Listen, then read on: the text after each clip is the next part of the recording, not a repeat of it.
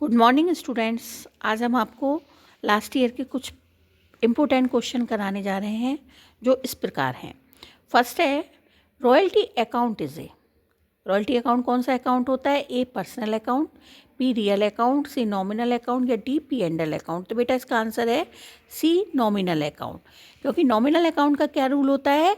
All expenses and losses are debit, all incomes and profits are credit.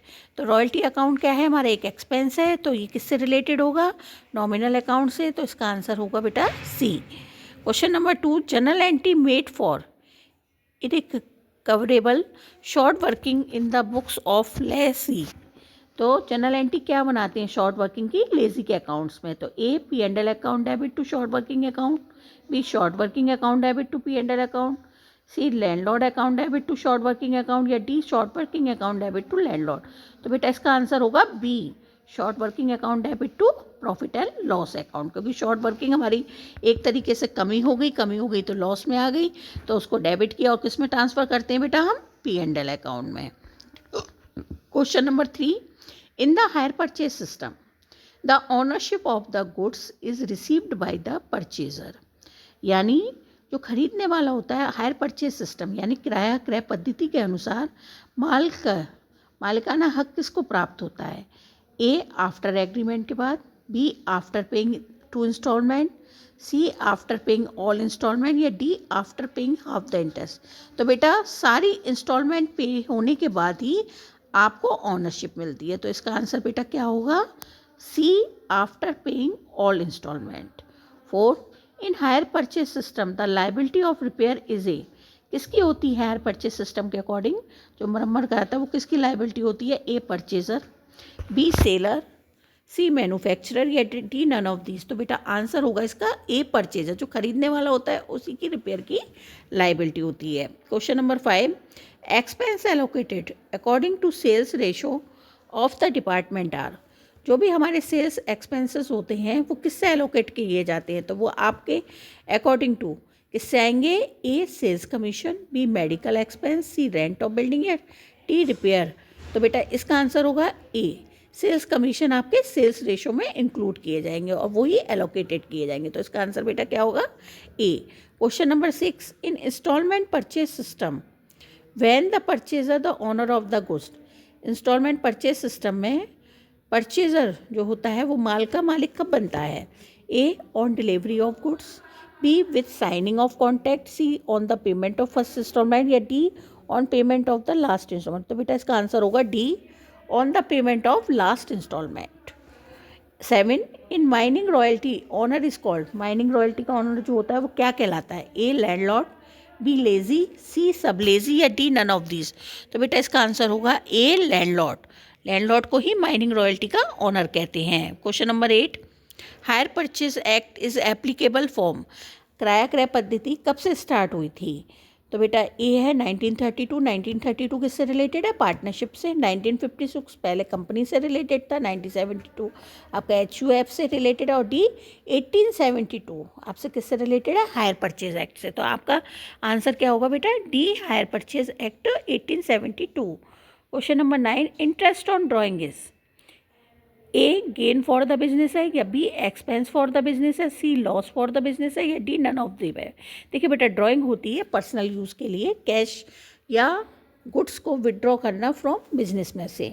तो जब हम drawing निकाल रहे हैं और उस पर हमें इंटरेस्ट देनी होगी तो ये व्यापार के लिए क्या हो जाएगा? प्रॉफिट यानी गेन। तो इसका आंसर होगा बेटा ए गेन फॉर द बिजनेस, क्योंकि व्यापार के लिए लाभ हो गया, इंटरेस्ट ऑन ड्राइंग रिसीव हो रही है, तो वो क्या बन गई? Gain for the business. Question number 10, meaning of assets is liability capital, B assets plus capital, C liability plus capital या डी कैपिटल ड्राइंग। तो बेटा देखिए इसका आंसर होता है C, liability plus capital is equal to assets. तो answer आप क्या लिखेंगे? C liability plus capital. Question number 11, the balance of cash book is known as. देखिए बेटा बैलेंस, कैश बुक का बैलेंस हमेशा क्या जाना जाता है? एक्सपेंस, खर्चा तो होगा नहीं, इनकम भी नहीं है, लाइबिलिटी होगी नहीं, तो आंसर क्या बैठेगा बेटा? सी, असेट्स, संपत्ति, क्योंकि कैश बुक, अगर हमारे पास कैश पैसा है तो वो हमारी क्या इंक्रीज कर रहा है? असेट्स को, तो वो आंसर में क्या आएगा बेटा? C, assets. Question number 12, journal proper records. Journal proper records कब होते हैं? A, all transaction, only credit transaction, only cash transaction, या D, all transaction not recorded in any subsidy books. देखिए बेटा, जनरल प्रॉपर रिकॉर्ड होते हैं आपके, क्योंकि ऑल ट्रांजैक्शन आपकी journal entry, P, only credit यानी उधार के जितने भी होते हैं वो सब्सिडी बुक्स में रिलेटेड होते हैं, कैश ट्रांजैक्शन आपकी कैश बुक में बनती हैं। तो डी आंसर आएगा बेटा इसका, all transaction not recorded in any subsidy books. आपका वो ट्रांजैक्शन जो कहीं भी रिकॉर्ड नहीं हुआ हो सब्सिडी बुक्स में, वो आपका किस में आएगा? जनरल प्रॉपर में।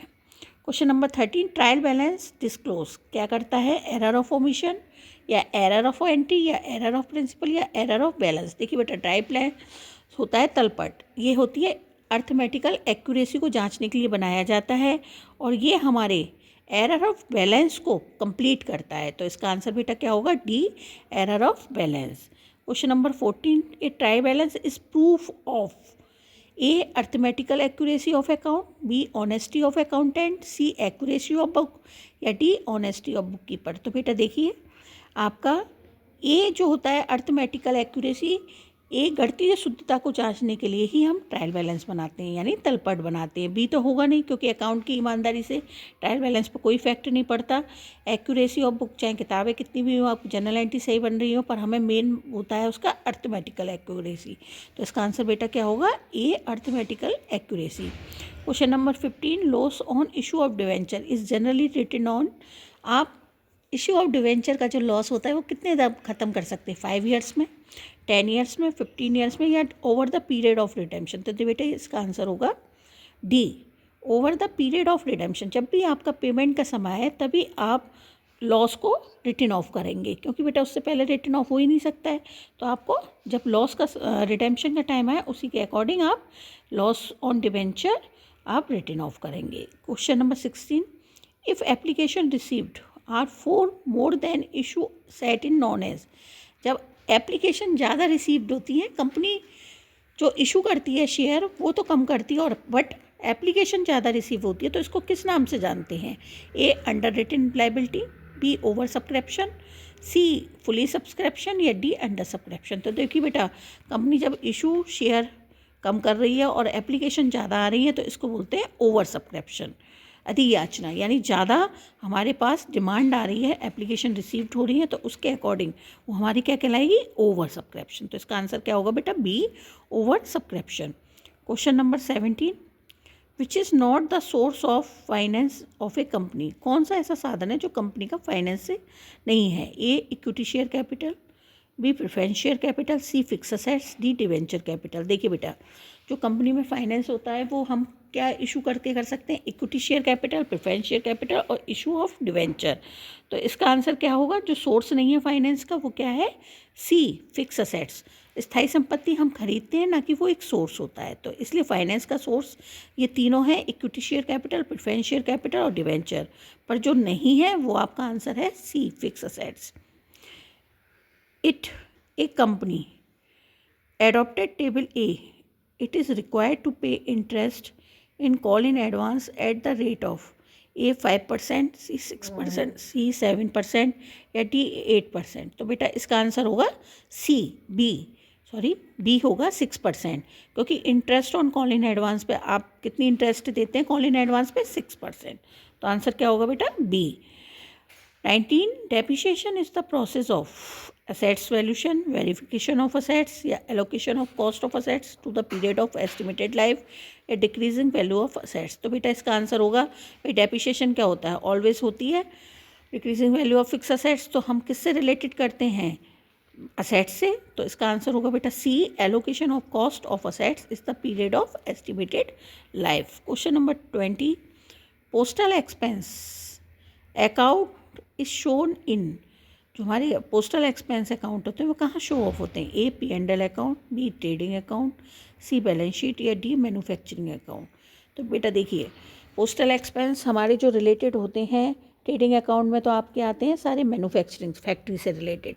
बैलेंस शीट आपकी फाइनेंशियल पोजीशन दिखाती है। मैन्युफैक्चरिंग में भी सारे मैन्युफैक्चर से रिलेटेड एक्सपेंस आते हैं, और जितने भी ऑफिस से रिलेटेड एक्सपेंस होते हैं वो आपके कहाँ आते हैं, P&L यानी प्रॉफिट एंड लॉस अकाउंट में। तो बेटा इसका आंसर क्या होगा, ए profit and loss account. Question number 21, according to AS6 which of these method is commonly used in commercial and industrial undertaking. कौन सा ऐसा मेथड है जो ज़्यादातर डेप्रिसिएशन में यूज़ किया जाता है, चाहे वो कमर्शियल इंडस्ट्री हो या कोई हो, तो आप कौन से मेथड के थ्रू कॉमनली यूज़ करते हैं। तो ए है straight line method, B annuity method, C production hour method, या डी सिंकिंग फंड मेथड। तो बेटा आंसर आएगा आपका ए स्ट्रेट लाइन मेथड, क्योंकि सारी कंपनियां ज़्यादातर SLM मेथड को ही यूज़ करती हैं डेप्रिसिएशन फाइंड आउट करने के लिए, क्योंकि डेप्रिसिएशन अगर सिंगल स्टेट से चलती रहे तो कोई प्रॉब्लम नहीं आती, आगे WDV से माइनस में आ जाता है। तो इसलिए हमें स्ट्रेट लाइन मेथड ही AS16 के अकॉर्डिंग यूज़ करनी पड़ती है। Question number 22, in the first year depreciation amount by straight line method as compare to diminishing balance method will be. अगर हम डेप्रिसिएशन में कंपेयर करते हैं कौन सा मेथड, स्ट्रेट लाइन सीधी रेखा पद्धति और डिमिनिशिंग यानी घटती हुई पद्धति, तो उसमें क्या कंपैरिजन होगा, ए हायर, बी लोअर, सी सम, या डी नन ऑफ एबव। तो बेटा इसका आंसर होगा ए हायर, क्योंकि डेप्रिसिएशन मेथड में स्ट्रेट लाइन मेथड कंपेयर करती है डिमिनिशिंग मैथमेटिक्स को higher. Question number 23, leasehold property is generally depreciate by, leasehold property जो होती है वो जनरली कहाँ डेप्रिशिएट होती है, ए एन्युटी मेथड से, बी रिवॉल्यूशन मेथड से, या सी रिड्यूसिंग बैलेंस मेथड से, या इंश्योरेंस पॉलिसी मेथड से। तो देखिए बेटा इसका आंसर होगा सी रिड्यूसिंग बैलेंस मेथड, यानी इसको दूसरा नाम है WDV written down value method. इसी को हम लीज होल्ड प्रॉपर्टी के लिए यूज़ करते हैं। Question number 24, rent paid was credited to rent account, it is an error of. Rent paid किया है तो आपका रेंट होना चाहिए rent account debit to cash account, पर क्रेडिटेड कर दिया हमने रेंट अकाउंट में, तो एरर क्या हो गया आपका, ए ओमिशन छूट जाना, बी कमीशन अमाउंट में, बी प्रिंसिपल सिद्धांत, या डी कंपनसेशन। तो बेटा इसका आंसर क्या होगा, ए ओमिशन। आप उसको गलत कर गए तो ये हमारा क्या हो गया, छूट गया, A omission. Question number 25, the loss on sale of old furniture is debited. Old furniture के बेचने पर जो लॉस हुआ है उसको डेबिटेड करेंगे, ए प्रॉफिट एंड लॉस अकाउंट में, बी फर्नीचर अकाउंट में, सी ट्रेडिंग अकाउंट में, या डी डेप्रिसिएशन अकाउंट में। तो बेटा इसका आंसर क्या होगा, ए प्रॉफिट एंड लॉस अकाउंट में, क्योंकि प्रॉफिट एंड लॉस अकाउंट का मेन रूल क्या होता है, all expenses and losses are debit, all incomes and profits are credit. तो हमारा लॉस हो रहा है वो भी फर्नीचर को बेचने में, तो ये किस पे आएगा, प्रॉफिट एंड लॉस अकाउंट में। तो आंसर क्या होगा बेटा, A profit and loss account. Okay, thank you.